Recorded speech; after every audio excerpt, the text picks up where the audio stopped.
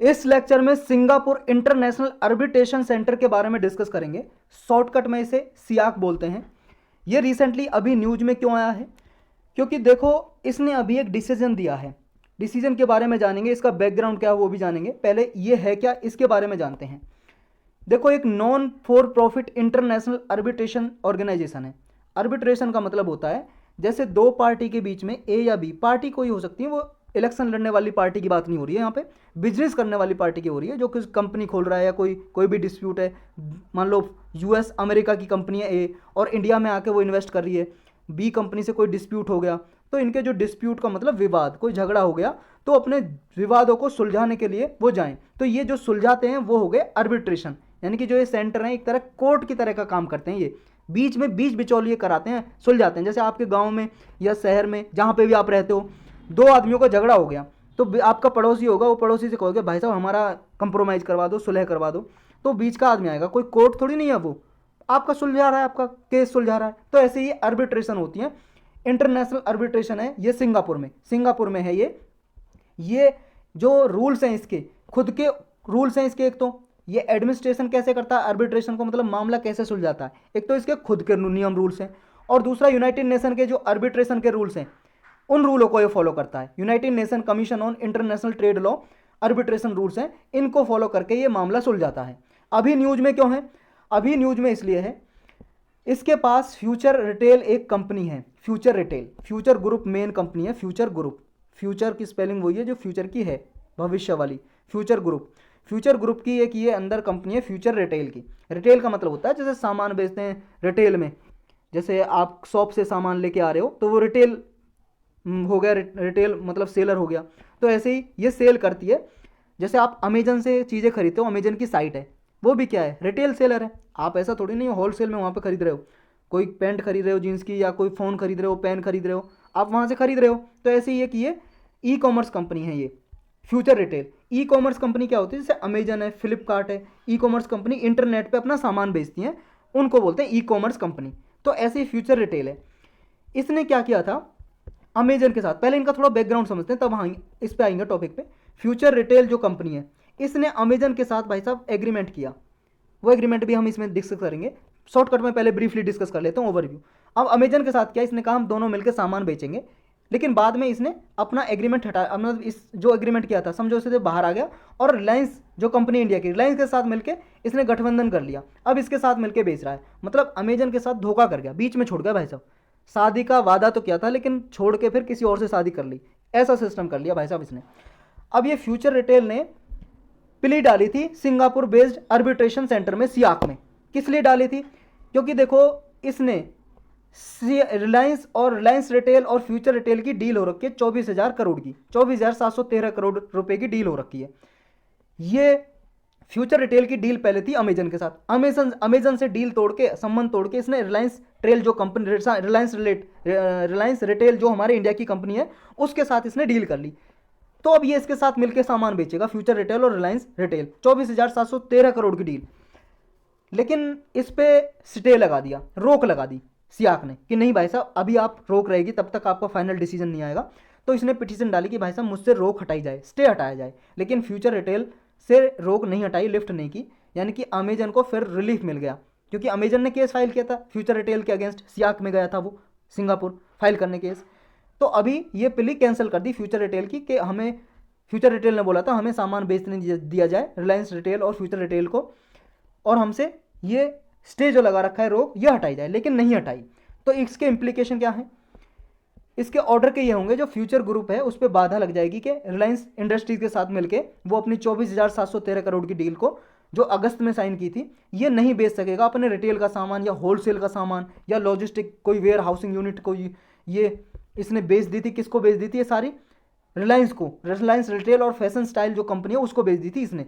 Reliance future group की जो company है उसने बेच दी थी रिलायंस को, रिलायंस रिटेल और फैशन स्टाइल को अपना सारा बेच दिया था। पहले डील की थी अमेजन से कि मैं अमेजन को बेचूंगा, लेकिन अमेजन को बेच नहीं रहा, इससे डील कर ली थी इसने, इसलिए अमेजन ने कर दिया कि भाई साहब वादा मुझसे किया था बेचने का, और बेच रहा रिलायंस रिटेल के साथ। तो अब ये अमेजन ने अप्रोच किया सियाक को। क्यों किया? क्योंकि देखो, दोनों पार्टियों ने, फ्यूचर रिटेल और अमेजन ने एग्रीमेंट साइन किया था, कॉन्ट्रेक्चुअल एग्रीमेंट, और उसमें यह कहा था हम जब भी हमारा कोई भी डिस्प्यूट होगा, विवाद, हम आर्बिट्रल इंस्टीट्यूशन में जाके हम सुलझाएंगे। इसके रूल्स, एप्लीकेबल रूल्स भी डिसाइन किए थे, क्या रूल्स होंगे, हम कैसे अपनी डील करेंगे, और सीट ऑफ आर्बिट्रेशन कि हम कहाँ पे सुलझाएंगे, सिंगापुर में जाके। कि हम इंडिया में डील कर रहे हैं भले ही, लेकिन इंडिया में नहीं सुलझाएंगे, हम कहाँ पे, सिंगापुर में जाके अपना डिस्प्यूट सुलझाएंगे।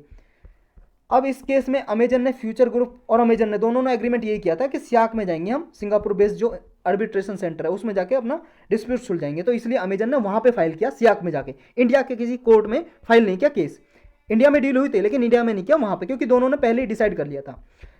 अब ये डिस्प्यूट था, जो डिस्प्यूट यहाँ पे सियाक में लेके गए, ये प्रोसीजर कैसे फॉलो किया जाता है। देखो, जब भी डिस्प्यूट अराइव होता है तो ये डिस्प्यूट आर्बिट्रेशन सेंटर में जाता है, और इसका प्रोसेस होता है कि वो सियाक क्या, इस डिस्प्यूट को सुलझाने के लिए एक आर्बिट्रल ट्राइब्यूनल बनाएगा। आर्बिट्रल ट्राइब्यूनल की कंपोजिशन क्या होती है, मतलब एक तरह ग्रुप बना देगा कुछ मेंबर का। इसमें 3 मेंबर होते हैं आर्बिट्रल ट्राइब्यूनल में। 3 मेंबर में देखो, दोनों पार्टी एक एक मेंबर अपना खुद अपॉइंट करती हैं कि ये मेरी तरफ से केस लड़ेगा, ये मेरी तरफ से, और मतलब बताएगा डिसीजन। और एक दोनों मिलके, एक की दोनों की सहमति से होता है। और अगर दोनों की सहमति एक पे नहीं हो पाती तो फिर सियाक, एमरजेंसी आर्बिट्रेशन, एमरजेंसी मतलब सियाक उस मेंबर को जब नहीं हो पाता, जैसे मान लो एक अमेजन ने अपना मेंबर इस ट्राइब्यूनल में अपॉइंट किया, एक फ्यूचर रिटेल ने, वो कंपनी ने, और एक दोनों मिलके किए, दोनों मिलके नहीं कर पाए तो सियाक के द्वारा नॉमिनी दे दिया जाता है। अगर ये मान लो इन केस 3 मेंबर का जो ट्राइब्यूनल नहीं अपॉइंट हो पाया तो उस केस में एमरजेंसी आर्बिट्रेटर अपॉइंट किया जाता है।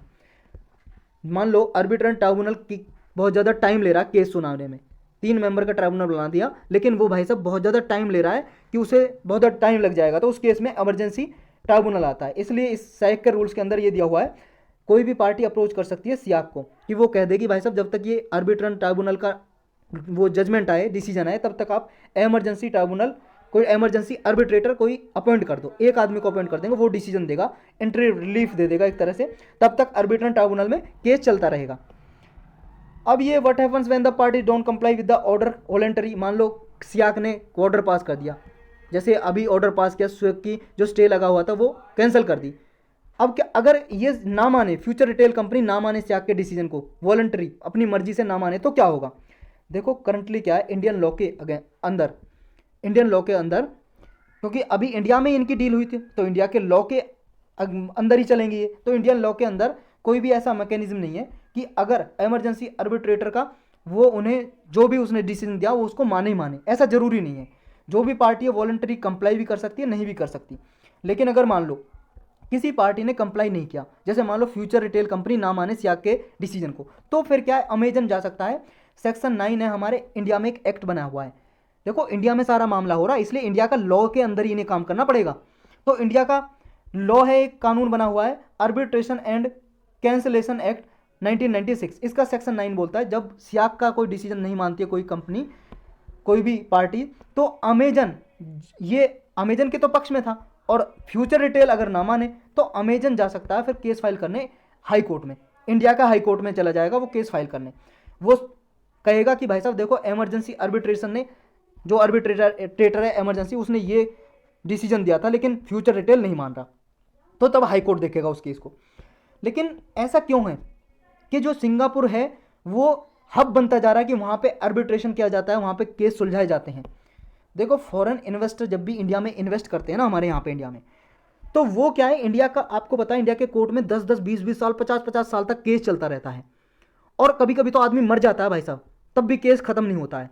तो इस मामले को बहुत ही भाई साहब, वो कहेंगे हमारा केस चलता रहेगा, सुलझेगा ही नहीं, हम इंडिया के किसी कोर्ट में केस फाइल नहीं करेंगे, पहले हम जाएंगे कोई इंटरनेशनल आर्बिट्रेशन के पास। तो कोई भी बहुत सारे इंटरनेशनल आर्बिट्रेशन बने होते हैं, ऐसे जैसे सिंगापुर का है, सिंगापुर का आर्बिट्रेशन सेंटर के पास इन्होंने डील कर लेते हैं। तो कोई भी फॉरेन इन्वेस्टर फील करता है कि डिस्प्यूट रिजोल्यूशन, जब भी हमें विवाद सुलझाना होगा तो हम किसी न्यूट्रल ग्राउंड पे जो काम करता है, मतलब बिना किसी का पक्ष लिए हो जो काम करता है इंटरनेशनल आर्बिट्रेशन सेंटर, तो हम उसके पास जाएंगे। तो ये सिंगापुर के पास चले जाते हैं।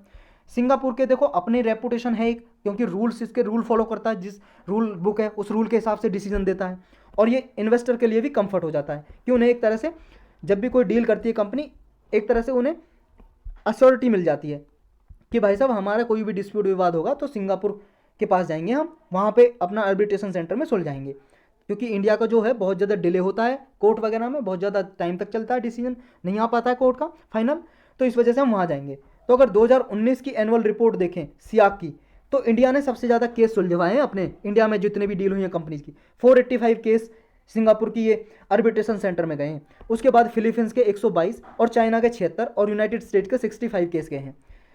क्या इंडिया के पास कोई इंटरनेशनल आर्बिट्रेशन सेंटर है कि इंडिया में भी कोई अपना केस सुलझाने के लिए आ सके? हाँ, उसका जवाब है इंडिया में है, मुंबई में है एक इंटरनेशनल आर्बिट्रेशन सेंटर जो इंडिया का है। तो यही था इसमें